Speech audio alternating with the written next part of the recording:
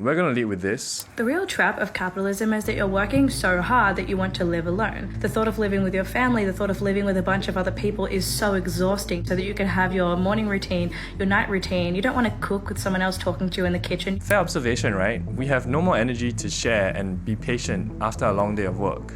Okay, this next part's important. To afford this lifestyle, you work more and more and more, and the more you work, the more isolation you crave, and therefore the more expensive your requirements become. So logically, if you work less, you'll have more energy to live with more people and pay less rent. You don't even need as much money. No kidding, we're on board with that. We're team freedom from as many things as possible, as opposed to freedom to do as many things as possible. So Personal freedom lied in making more money? that's a no from us. Personal freedom is in needing less money. Perfection isn't when there's no more to add, but when there's nothing left to take away. You might find you no longer need such a rigorous morning and night routine. Yep, remove that. Oh, but add people, add relationships. You no longer need so much peace, so much quiet, so much isolation. And I hope you never end up having the crisis of being a friendless adult. When I talked about the friendless adult problem, there was a particular type of response that I wanted to address first. Basically, it goes along the lines of, who cares about friendship when I can barely make ends meet? That included other related things too, like, I can't afford to have friends. Do you know how much it costs to hang out?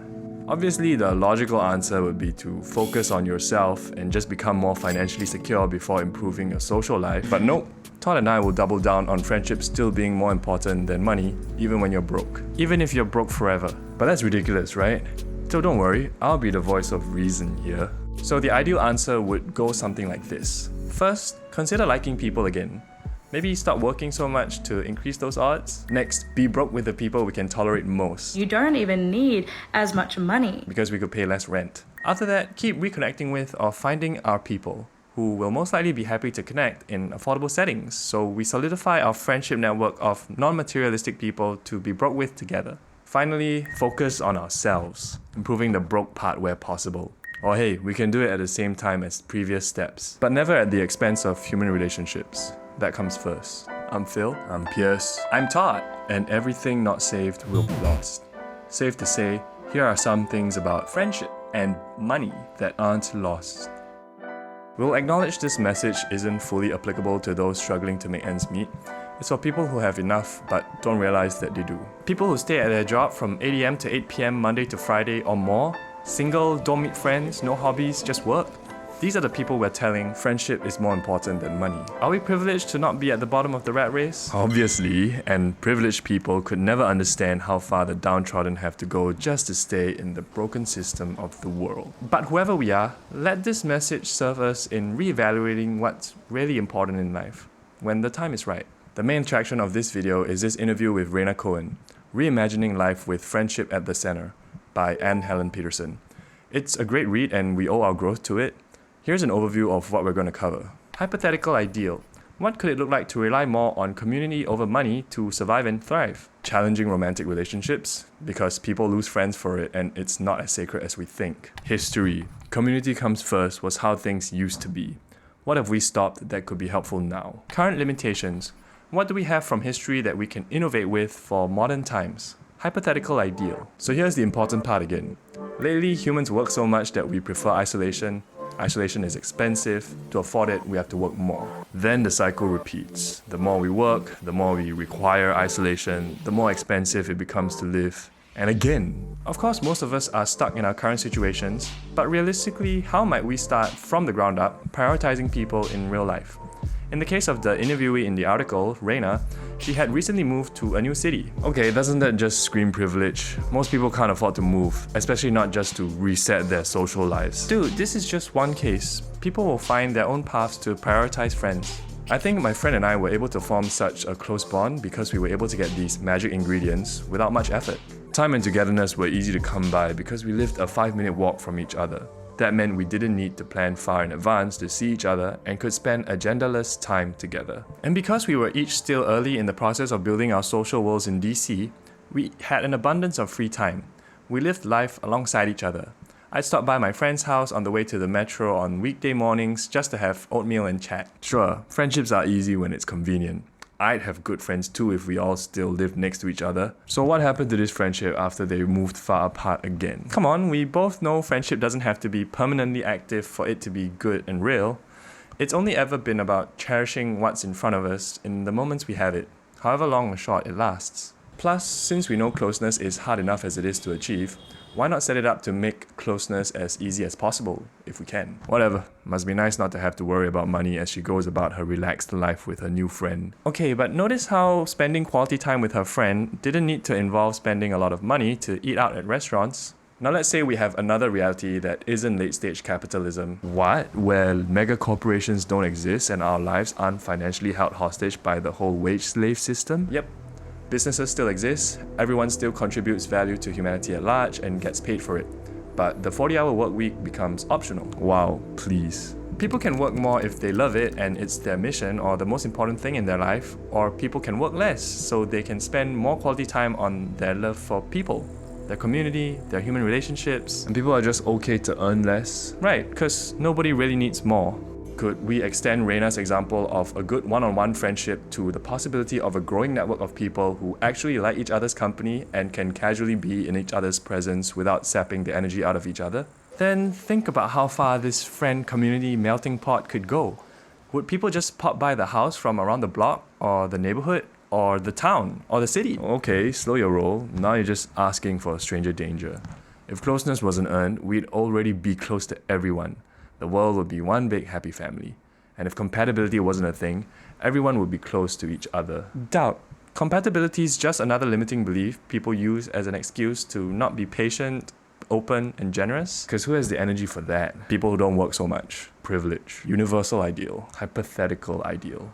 Reina also notes how plenty of people forge intensely intimate friendships later in life, such as empty nesters. One thing they have in common is an eagerness to be in each other's space. A lot. They ignore the messages that only a romantic partner is an appropriate +1, or the person to do errands with, or be alright from surgery. They do life together anyway. Right, so this interview isn't actually about friendship versus money, it's about friendship versus romantic relationship. Its aim was to put friendship on that level. As we try to put friendship on money's level, we also need to tackle romance on the way up. Challenging romantic relationships. Reina tells a particularly uncommon story about a pair of friends, Natasha and Linda. Natasha decided to have a child on her own in her mid-30s because she wasn't partnered. Okay. She didn't want to miss out on the chance to have a baby by waiting to find a romantic partner. Why? Kids are the worst. Her co-worker and friend, Linda, volunteered to be her birth coach, even though they weren't super close. When the child was born, Linda immediately bonded with him and got involved in caring for him. They discovered that he has complex disabilities and needed a lot of support. See? Like, why? So Linda's presence was more than welcome. Linda went on to sell her house to buy a condo in the same building as Natasha.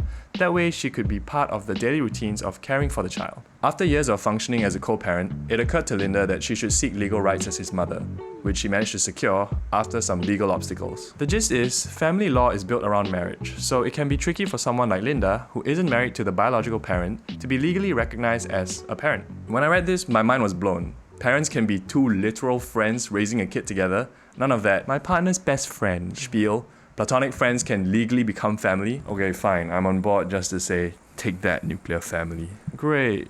Using this story as the reference for what's possible, maybe the ideal family doesn't have to be a romantically involved two-parent setup. Maybe the hypothetical friendship community blender can be a reliable system of real support for families that may otherwise be considered broken or dysfunctional by current conventions. But more importantly, a romantic partner shouldn't be our everything. I didn't say maybe. Even I can't disagree with that. Yeah, I think this is a trap couples have to be cautious about, just letting everything outside the relationship wither and die. Also, two friends that weren't whatever because of a horrible relationship. Alright, again, we really shouldn't be letting romance cut everyone else off. On the flip side, if we have friends in romantic relationships who only prioritize their significant other and treat friendship as disposable, maybe feel free to start holding them more accountable to us, their friends, the other significant others. That's the title of Reina's book, by the way. Now, to address the part about people's financial motivations for marriage, we turn to history. Before the late 18th century, American and Western European marriages were pragmatic unions that brought together families and finances. Love was possible within the marriage, but it definitely wasn't a requirement. I mean, this isn't news to anyone, right? We know the institution of marriage never originated with love and human connection in mind. It was always a legal status that contractually made relationships more stable and therefore more conducive for leaving legacies and carrying on future generations. Sure, it's definitely progress that we have evolved to make marriage more connection-centric and less transactional, but it doesn't change the fact that marriage is a contract for stability. At the end of the day, it's still an institution to manage the logistics of human relationship, and it doesn't actually reflect the spirit of human connection itself. Linda was already a mother to her friend's child long before she acquired the legal rights. When it comes to people being our soulmates, best friends, parents, loved ones, to us, what matters least is legal recognition that they played these roles in our lives. So look, friendship used to be seen as one of the most important parts of life. Going back to the 6th century, there were official church ceremonies to turn friends into sworn brothers, who might go on to be buried together instead of with their wives. This was when marriage was not the premier emotional relationship in a person's life. Romans didn't use terms like just friends or more than friends to refer to their spouses, because that would mean devaluing friendship in comparison to romantic or married love, which would have struck most Romans as perverse. At that time, what could be more important than friendship? Now, obviously the answer is money. So can we still put friendship first amidst the current limitations? History had big families, like really big. Many children, siblings, cousins, aunties, uncles, as the main form of community. This worked well for the human need for connection back then because the world was simpler, less complicated, less interconnected and urbanized. Things cost less and people were content with less. With modern society nowadays, maybe having many friends can take over the role that the big, large extended family unit used to have. You know, because the world is already populated and competitive as it is. And maybe this way, we can fulfill more of our social needs and stop feeling so isolated, only relying on traditional romantic partnership to fill the void. What if all our friends are prioritizing money and no one makes time for us? It's okay, take it slow. Nobody changes fast. Besides, the beauty of putting people first means the world doesn't stop at the people we already know. Anyway, don't mind all our ideas and theories. We know implementing them would be difficult, especially so the less money we have. But if anyone can figure out how to take something from here and live by it in any small way, we hope it brings you better days. For a friend. Here at LTAP, we make content about what it means to live well, as a kind of answer to everything. There could be billions of different interpretations to this, since ultimately everybody gets to decide for themselves individually. But if you're interested in our suggestions, you could stick around with us. We have a lot to answer. For a friend.